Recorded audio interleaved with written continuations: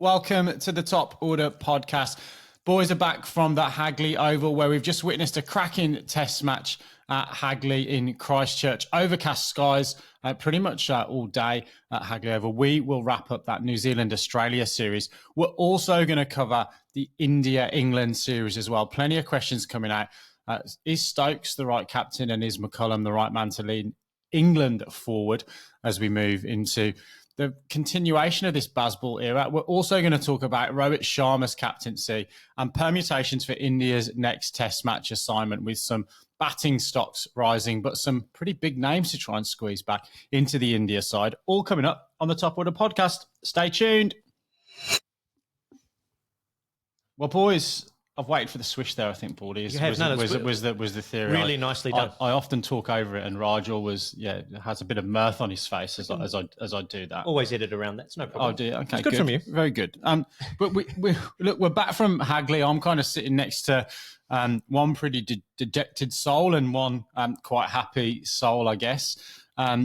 But yeah, let's start just with opening reflections on the test match, and we're literally less than 45 minutes after the conclusion of the second test. If ever, there's a sort of a nice place, a traditional place to watch cricket, it is the Hagley Oval. It's been a fantastic 4 days. But Lippy, might start with you. Your kind of thoughts coming out of a day's play where it was pretty evenly poised as we arrived at the ground under leaden skies this morning. Yeah, look, I mean, it's been a very emotional day. I feel quite exhausted, coming back now from Hagley. You said it was evenly poised at the start of the day.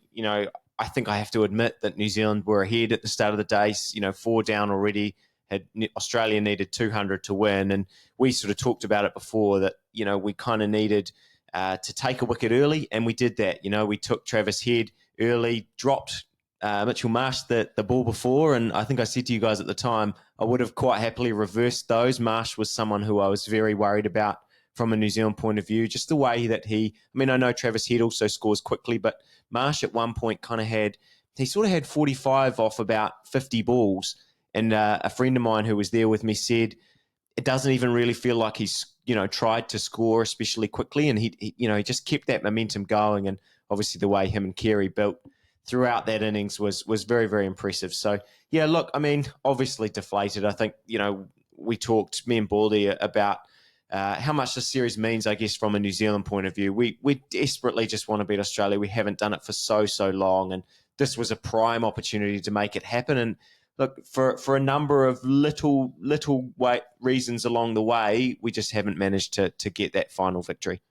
And Baldy, I'm just going to read some numbers out. 9, 11, 6, 5, 18. That isn't tonight's lotto numbers, but that is the top 6 performance from Australia in this second innings chase of 279. But obviously no spoilers that Mitchell Marsh with 80 and Alex Carey, a fantastic 98 not out, iced the game for Australia. Your thoughts on this test tour assignment from an Australian perspective, and particularly a focus on this second test match performance at Hagley? Yeah, there's a lot to unpack in terms of the papering over of the cracks that this test match victory will do for that top order. And I think we probably should deep dive a little bit into it, maybe not for too long, because there's other topics to talk about, and I could probably talk about it for an hour. But I think I always say that great cricket teams are ruthless, and what Australia have been missing over the last little period of time is an ability to be ruthless. And having got New Zealand all out for 160 on day one,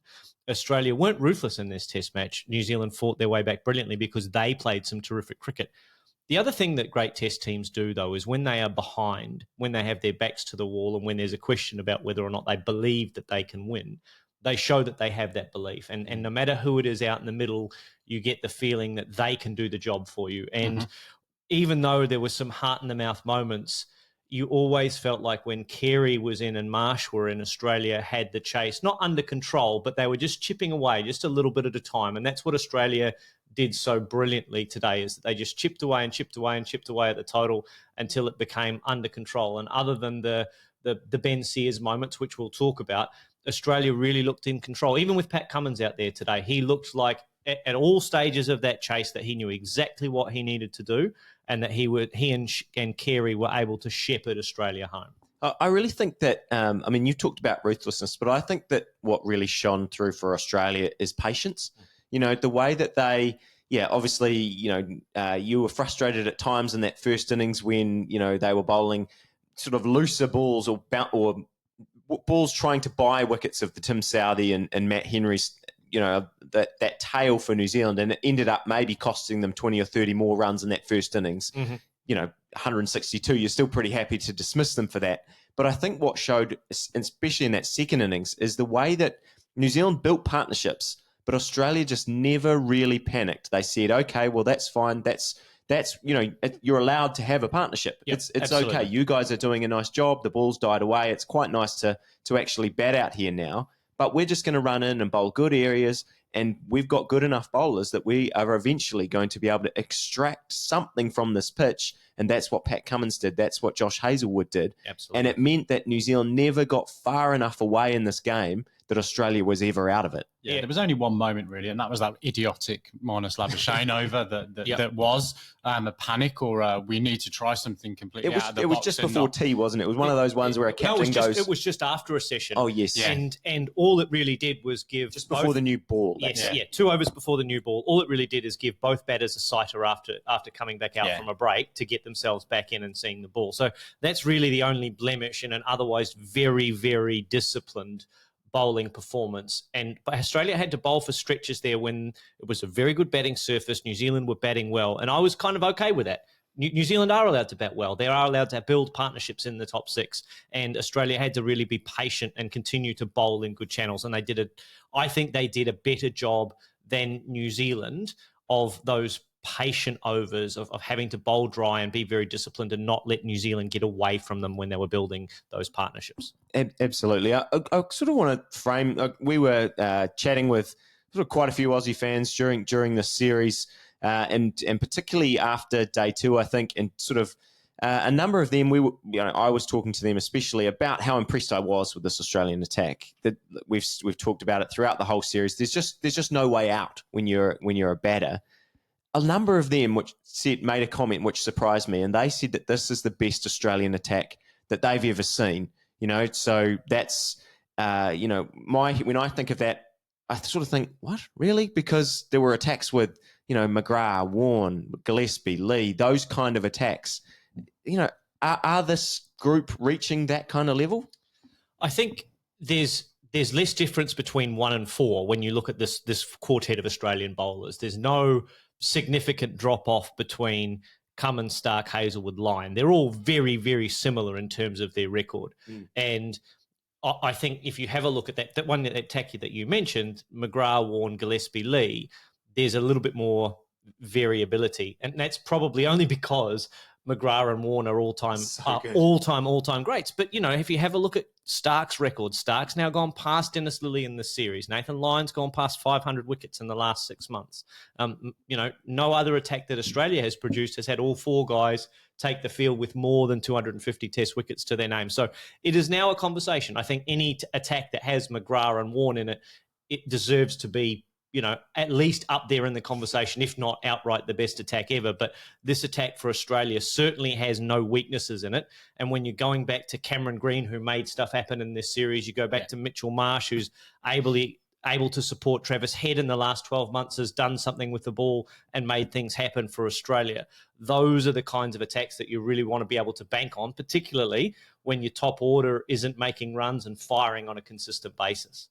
Yeah, I think Cameron Green, unfortunately, probably isn't going to have enough of a sample size bowling with these 4 guys because, you'd suggest that Lyon, although he may go on for several more years. And then it becomes a slightly different conversation in that, that great Australian attack that we talk about was a 4-man attack. It was really balanced by the fact that Shane Warne was able to bowl hard overs on the first day of a test match. I know everyone always talks about Gilchrist being the fulcrum of that side. I actually think it was Warne because he could do the job that a third or fourth seamer would do on day 1 and bowl, 2 for 50 off 15 or 16 overs. Absolutely. But I think it is the fact that those guys are so close together. I think if I look at what might strike more fear into me, it would definitely be where you've got 2 great bowlers backed up with, 2 very good bowlers. One of them can bowl 150 Ks an hour. Correct. And now I think you've got, 4 guys who are very, very good. So I suppose it's, do you want 2 greats and 2 very goods, or do you want 4 very, very goods? Is the conversation. Whilst we're on bowling attacks, can we talk about the New Zealand bowling attack in this test match? Scott Kuggeleijn came in. There was talk, obviously, leading into the game. Is this an opportunity that we get Mitchell Santner in? And I think we've talked off there, and Glenn Phillips did a great job. But Kuggeleijn only bowling 9 overs in the game. Let's kind of forget the runs he scored, because Santner, it's got that ability in the locker as well. Did New Zealand go in with the right balance? What could they have maybe done differently? I think the question is more around, we talked a little bit about the role. There just didn't appear to be a role for our 4th seamer. And I think, when you compare it to the Australian side, as we said, there's just no way out for you as a batter when Australia is bowling, that you have to earn every single run. And they're just, at both ends, at all times, you're going to have to work really, really hard. And what we saw in this series particularly is that Matt Henry was just far and away our best bowler.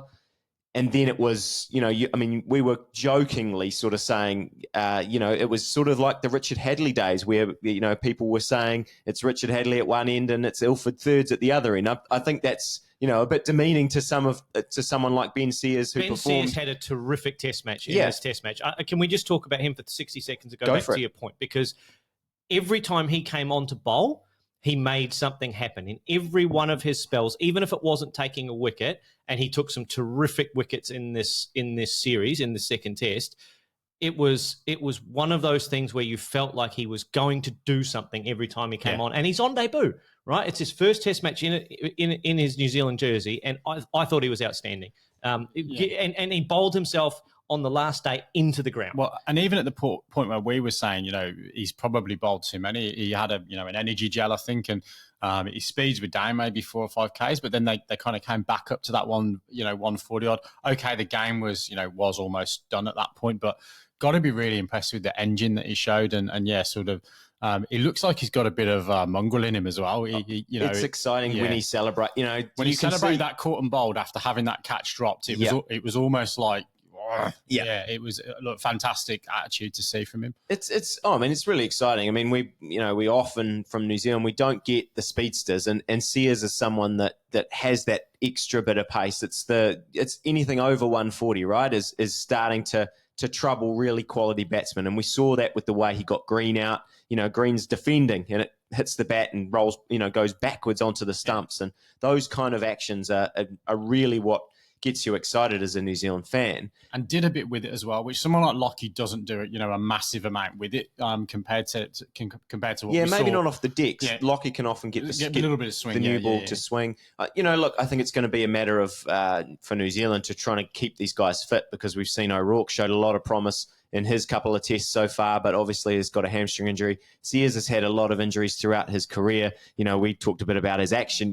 It's not the most durable action in terms of being a quick bowler and running in and hitting that sort of pace. But look, that's the challenge now for New Zealand. I'm sure when, I even think back to some of the conversations we had around in January, when we were looking forward to the year of cricket ahead, and there was a lot of conversations about what are New Zealand going to do? How are they going to kind of transition from Southee, Bolt, Wagner into this next kind of era? And I think the trouble that they've had is that there's been no one in the kind of 26 to 30-year-old age that they've really felt like, apart from Jameson, who obviously has got his own injury problems, is kind of the next cab off the rank. And, they've tried Kuggeleijn. We've seen Duffy in white ball stuff. We've seen Blair Tickner get opportunities. And I don't think any of them have really done quite enough, or that the selectors have really shown enough confidence in them. Captains have shown enough confidence in them to go, you are now the answer. Instead, it's been Matt Henry who, someone can give me his stats for the series, but, he has really shown. And I think Tim Southee said at the end of the game in the press conference, he was talking about how pleased he was to see Matt Henry, someone who has been on the edge of this New Zealand side for a long time and had to wait really, really long time and kind of bide his time for these opportunities while we had the Southee, Bolt, Wagner, Jameson kind of combination. and he's really getting consistent game time now and showing what a quality bowler he is. Yeah, Matt Henry, 17 wickets at just under 16. So, yeah, a really good series. And a strike rate of, what's his strike rate? 29. 29. Yeah. And he bowled 84 overs in the series. And the next best is Southey, or the next most is Southey with 70 overs. So he got through a huge workload. And really, he felt like the guy who carried New Zealand's attack through this whole series. And that's to pick up back on your point. I think that's the thing that, you compare it with the Aussie attack. They were able to use their bowlers however they wanted. They could bowl them in 4-over spells, 5-over spells, 3-over spells. New Zealand wasn't afforded that luxury because they didn't have the 4 or 5 bowlers that they could build pressure with. They had probably two at a time that they could build some pressure with. And it meant that Matt Henry had to bowl long spells. It meant Ben Sears probably went an over or two too long in different spells. And I think about pivotal moments in the game, and this might transition back to Australia, when Matt Henry is gets Alex Carey, gets the dismissal given LBW, DRS overturned. I feel like at that time it looked kind of like Carey thought, maybe I'm out here, and he goes. It looked like a review to have a half a hope that it was going to be missing the wickets. Yeah, because that was a big partnership, and Carey goes for the review. It is missing leg, and from that point on, Alex Carey I think took control of that game, and like you said, you must be so delighted. I think in terms of some of the questions being asked around this Australia side, I mean, they haven't all been answered in this series, but I think for Carey, this must be a huge boost to his confidence, and it's a matter of those questions now going away for a little while. Oh, absolutely, and most of those questions were being asked by me, and particularly after the first innings. I mean, you have a look at the 3 dismissals in the first 3 innings that Alex Carey had in this Test series. They weren't dismissals where you were able to put aside those question marks that some people were asking of him. He dropped a catch in this Test match that probably should have been taken. So he wasn't having a great game up until walking out to bat at 4 for 79 or 5 for 80 as it was when he walked out this morning, and there was still 199 runs to get. For him to get 98 not and steer Australia home, that is the stuff that not just answers questions, but that's the kind of innings and the kind of Test match victory that can define a whole career for your country potentially. And so I think he has answered those questions for as long as, Australia have got a long gap before we play red ball cricket again, but he has answered those questions for sure. And he has shown his critics, me included, that he is capable of delivering match-winning performances for Australia. And by the way, he got 10 dismissals in this Test match. Yeah, absolutely. Look, I was really, really pleased for him, a member of the union, obviously. Disappointed he didn't get over the line for the 100. I thought personally there's a little bit of room for sentiment there from Australia, but Pat Cummins had other ideas and wanted to get off and get the team song done and get back to the hotel. I've a few more New Zealand thoughts, but before, while we're sort of on the questions for Australia, you've mentioned it a few times to me, sort of off air, Baldy, the Steve Smith situation.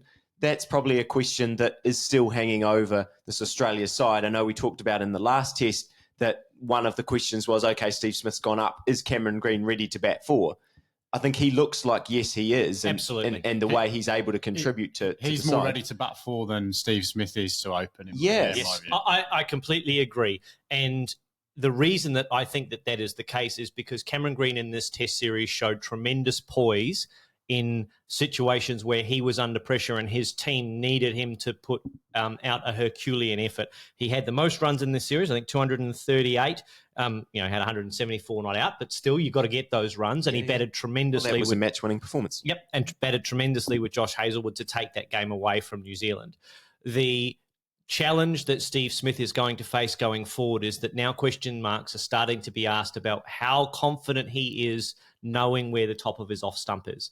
And throughout his career, when he's been making 100 after 100 and run after run after run, series after series, it's always been said that Steve Smith knows exactly where his where his off stump is.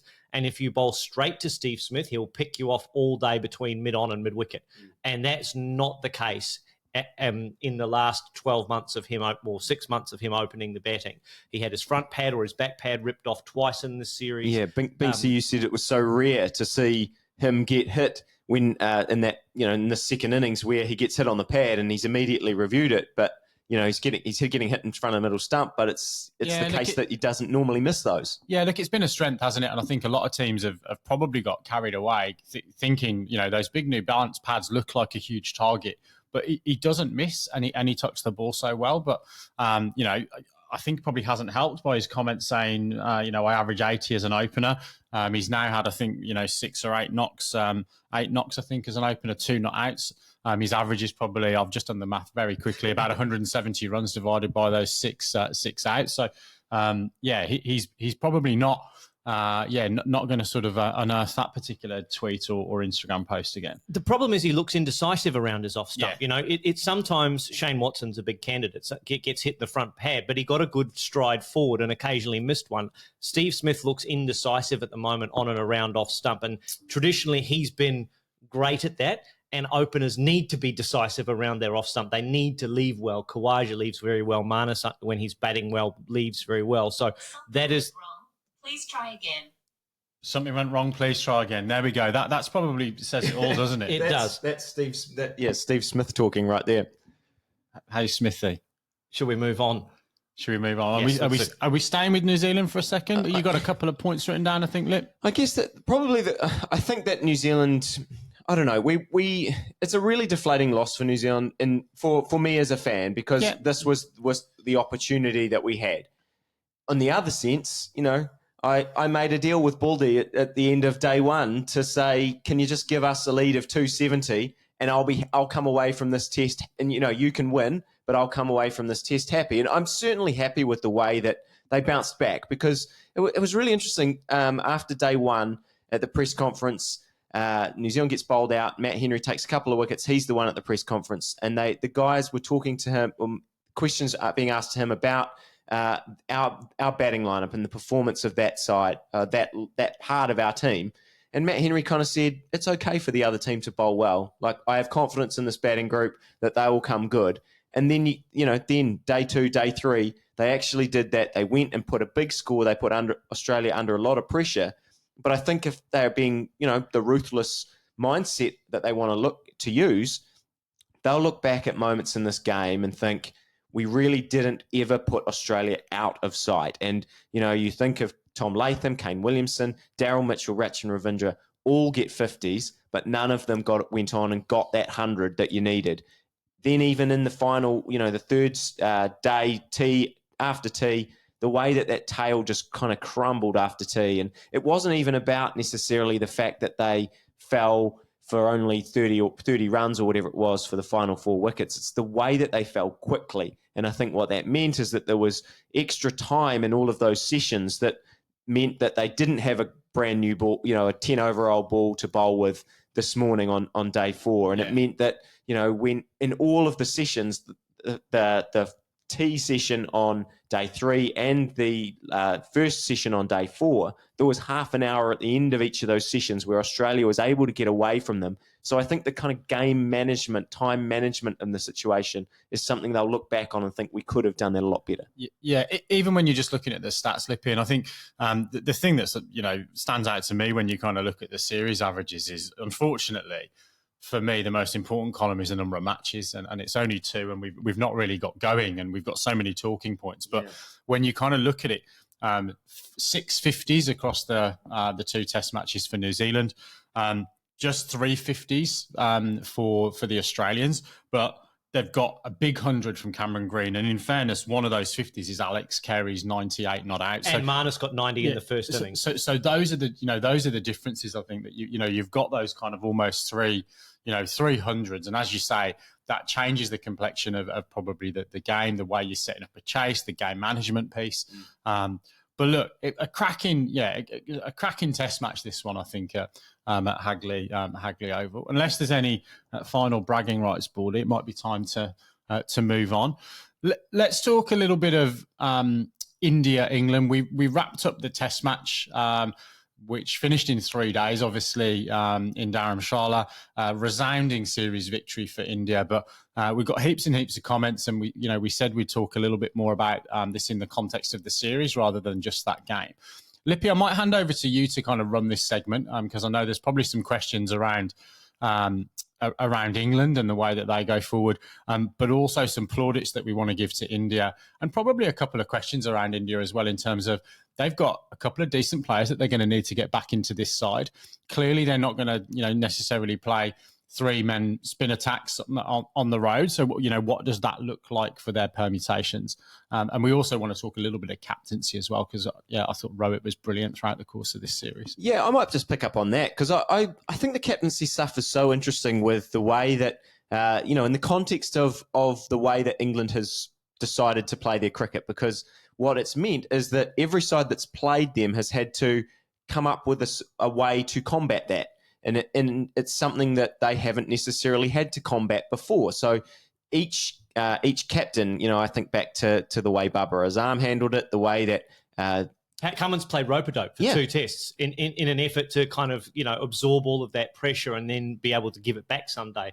Rohit adopted a different approach, didn't he? Well, I think that, India just backed their own style of cricket to really combat England's. They went, okay, well, actually, I would say that probably that first test, there were things that Rohit probably went, okay, we haven't done especially well here. We've made a few decisions. We've kind of got into our shell a little bit. I think when they were, they're batting, they felt a bit of that pressure. I think, certainly when they were chasing that score, and they let, they let Ollie Pope kind of get away. Their bowlers were able to, or, he was able to get on top of their bowlers. But I think that he deserves a huge amount of credit, firstly for, kind of not really getting upset by the way that they lost that first test, because I think that there would have been so much pressure on him and that squad after their first loss. They're obviously going into a situation where they're expected to win every game at home. I mean, every game, but, every game at home in particular. And it could have really put a dent in the confidence of that side. It really could have, sort of taken them apart a little bit. But I think that the way he kind of held them together, and I think probably the whole group deserve a lot of credit for the way a lot of those young guys came in and actually were able to express themselves, the likes of Jurel, the likes of Sarfaraz Khan, throughout that series. Yeah, I really think that they've done a brilliant job to hold all this together. And actually, probably by the end of the series, they were the ones who were actually putting their foot down and being more confident. They appeared more confident in their approach. I agree. England, a lot has been spoken about England's atmosphere and the environment that England create under Bazball, which is one of belief and confidence and come in and express yourself when there's few repercussions for playing your natural game. The credit and the plaudits that Rohit and his team and his support staff should get and the coaches should get is all of the young guys that came in throughout this series, whether it was Akash Deep as a bowler, whether it was Devdutt Padikkal, Sarfaraz Khan, etc., they all managed to express themselves and give a great account of themselves and succeed in that environment. So regardless of the tactics and the on-field stuff that Rohit did very, very well as well, managing his bowlers, what have you, he created a great environment for that next man up mentality, which meant that they got contributions from all of those guys through the course of the series. Yeah, and look, I don't want to go too much into probably the detail of this because I think I've said this a number of times now. India deserved to win. There's a lot of rhetoric around, in England we're in these games. The reality is I think the scoreline of 4-1 is a fair reflection of the series. Yep, so do I. England deserved to win the test match that they won. When a guy gets 200, you can't really turn around and say... And a guy gets 7 for as well. And a guy gets 7 for... You can't turn around and say, well, they didn't deserve to have taken some plaudits from a game. But on Baldy's point, absolutely, this talk around allowing people to express themselves and play their natural game.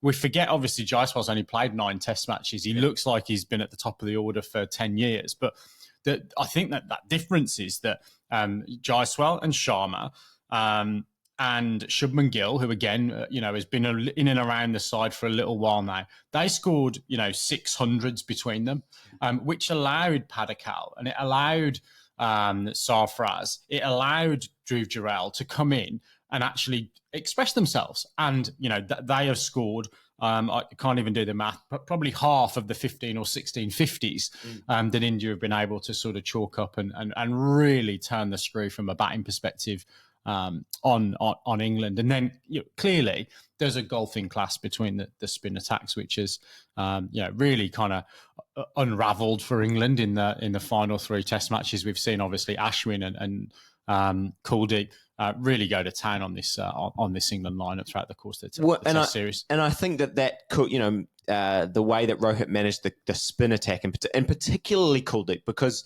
I think it was the 3rd Test perhaps when Duckett was really getting stuck into him. Maybe was it maybe the end of one day, and then he came back on the next morning. And it could have been a scenario where you go, okay, well, Duckett's got into him. I'm not going to bowl him again now until Duckett gets out. Rohit gave him the confidence and said, look, I'm going to bowl you now. And he bowled a brilliant, 5 or 6 over spell. Ended up getting Duckett with, the worst ball that he bowled in that spell. Yeah. But then basically from that moment on, Kuldeep was, I think, the best bowler in the series from that point on. Bumrah had been, I think, the best bowler up until that point. But yeah, I think that as a spinner, as someone who was a spinner, having the confidence of your captain, it really transforms the way you're able to bowl. Absolutely. You don't fear running into bowl thinking if I bowl a bad ball now, I'm going to get hooked. Yeah. You can run in and go, I'm going to bowl 6 of these balls, and I'm going to bowl this, and then I'm going to bowl this, and then I'm going to bowl this, and then this is going to happen, then this is going to happen, then I'm going to bowl the wrong one, and it's going to come back into Ben Stokes. I'm going to pin him on the back pad, and he's going to be out LBW. And those were the plans that Kuldeep as a wrist spinner was able to develop, because he had the confidence in his own skill set, and he had the confidence of the captain to set the right field and to bowl to a plan and know that he's not going to get hooked if he has a bad over. So yeah, it was really, really good captaincy from Rohit to back his wrist spinner in that situation, because it would have been easy to go back to a guy who's got 500 wickets, a guy who's averaged 20 or less in the last 24 months in Ravindra Jadeja. What do you make then, Binksy, of all of the leadership comments that have come out following this series on an England point of view? Because I guess it's been pointed out England won 10 of their first 11 tests, and now that record I think is 14 and 23, which makes it my maths. So they've won 4 of their last 12 tests, which suddenly doesn't look like their record is very impressive. I have seen some what I think kind of ridiculous comments like, McCullum out, all of that sort of stuff. But I think probably more on a balanced level. I have seen some comments sort of saying that they definitely need to think about their approach a bit more than maybe they have in these 5 tests. And that now it's really, really crucial that they go home in this English summer and pretty much beat West Indies and Sri Lanka, who come there 6-0, to kind of justify the way that they're playing their cricket. How do you? Is that those comments fair? Well, I think ultimately the comments around changing the management are absolute rubbish. We've gone to India where no team has won for the last 12 or 13 years, and surprise, surprise, we haven't won the series. So, I think. Then there's the manner in which you've lost this series. And I don't even buy into that to a certain extent, because we did have opportunities throughout the course of the series and we weren't good enough to take those opportunities. And I think we've already talked about some of the reasons for that. We haven't scored enough hundreds. Our established players in Bairstow and Root haven't, other than a brilliant 100 from Joe Root in the last Test match, the 4th Test match, haven't really, shown the way. And then we've seen, some performances, some consistency from Zach Crawley at the top of the order without going past 70 odd as his top score. A pretty decent 100 in that Test match from Ben Duckett. But we haven't seen that sort of consistency in those performances. And again, I think some comments around, the perceived arrogance or cockiness of the team. They've made some comments that probably they would like to roll back. But absolutely going into a home summer against, let's be honest, a West Indies side that has just put up a great performance in winning a Test match in Australia. Yeah, they play well. So They're not going to be underestimated, I think, coming over to the UK. And then a Sri Lanka side that, really is in a bit of turmoil. There's a lot going on both on and off the field for that Sri Lankan side. And traditionally not the greatest of travellers, to England, Australia, New Zealand kind of areas. Absolutely. So I think England should be targeting throughout the course of the summer that, they're putting a similar result on those two teams that they've just had put on them in a 5-test series in India. So I think they want to be walking away absolutely with a goal of, probably you set your goal a little bit like Glenn McGrath, 5-0. Mm-hmm. Which test match do you want us to lose? But I think realistically, if you gave them 5-1 across those two series now, I think that's roughly where we would want the series to be if weather doesn't intervene.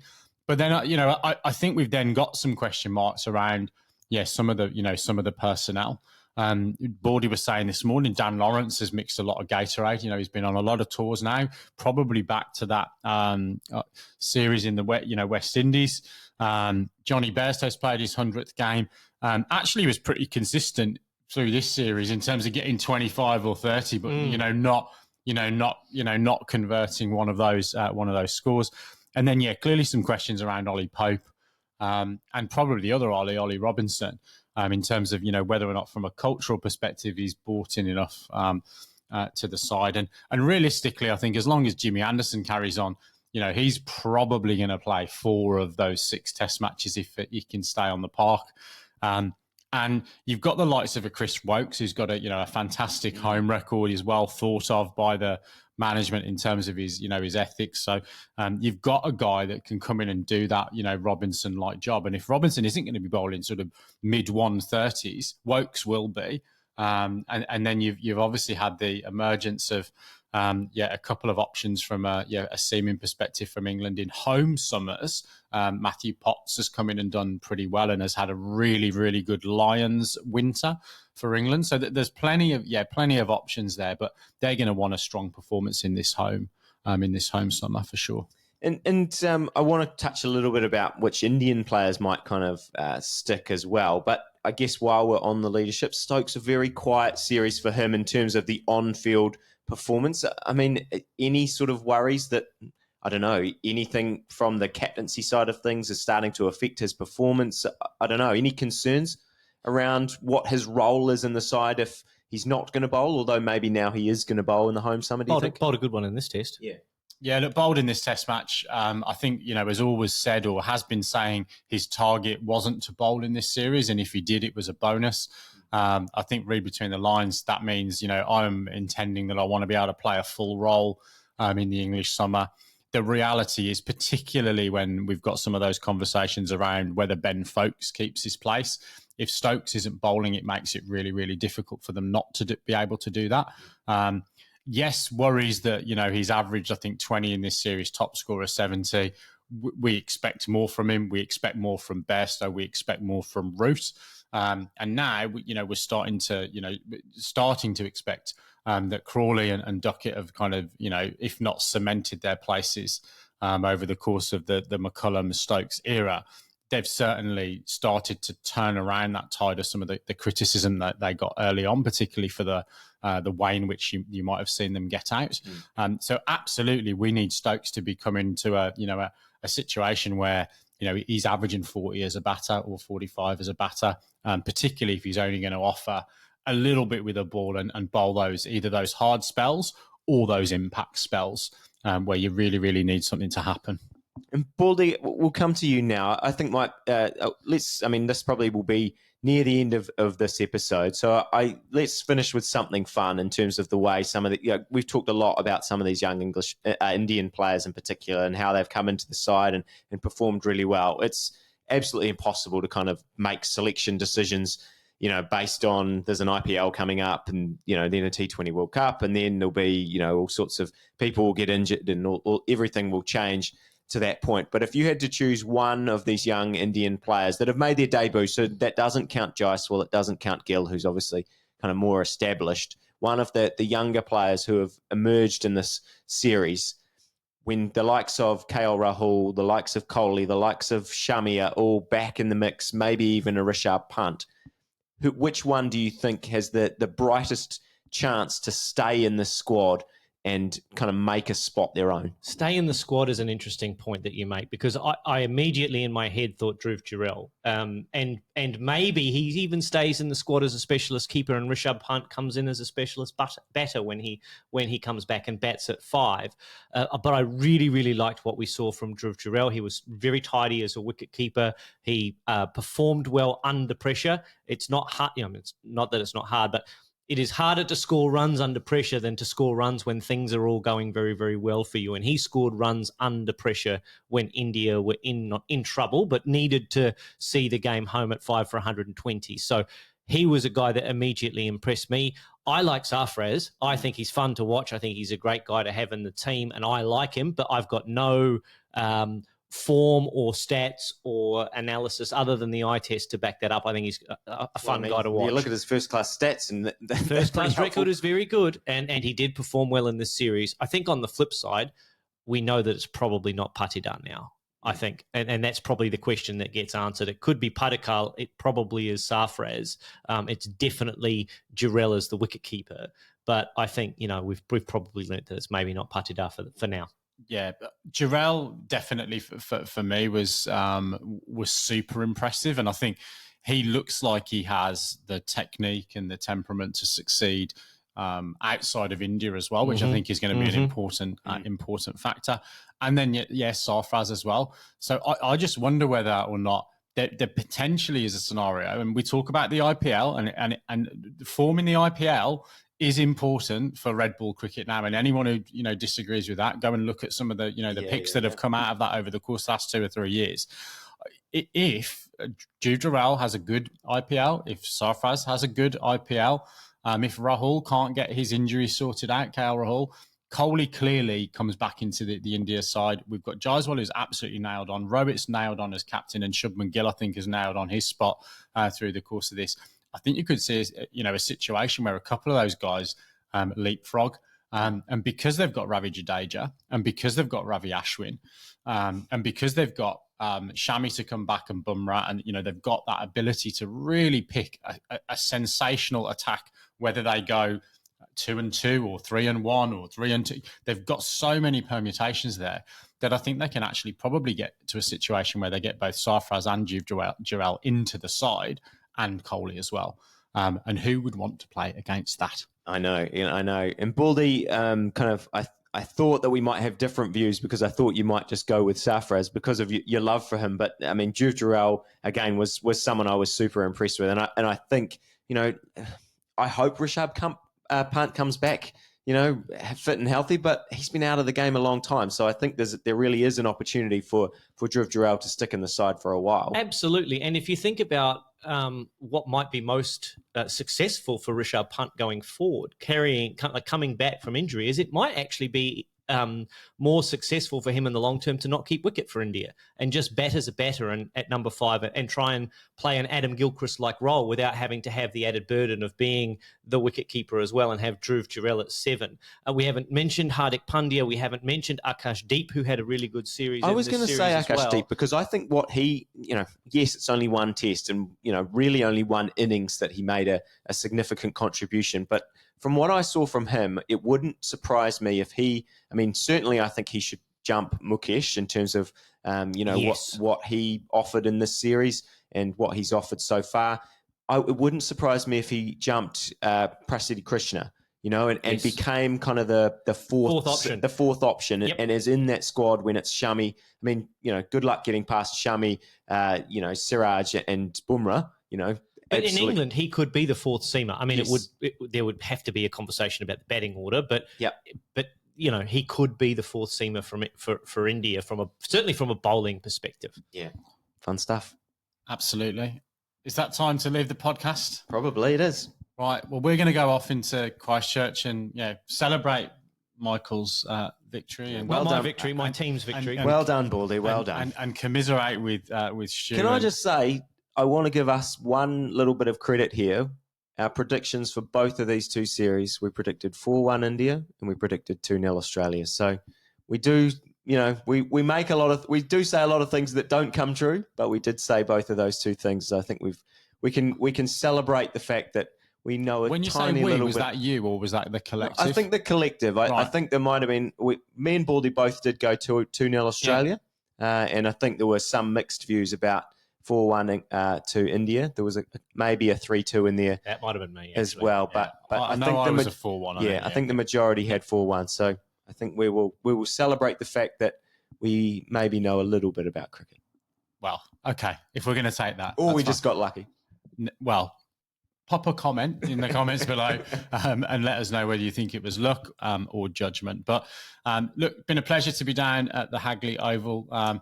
In some ways, a shame we didn't see 5 days of Test cricket. But Such a great place, wasn't it? But we certainly saw 4 days of action packed into the Hagley Oval. But for now, it is good night and God bless from us here in Christchurch. We'll be back on the Top Order podcast in your feeds with our IPL preview shows.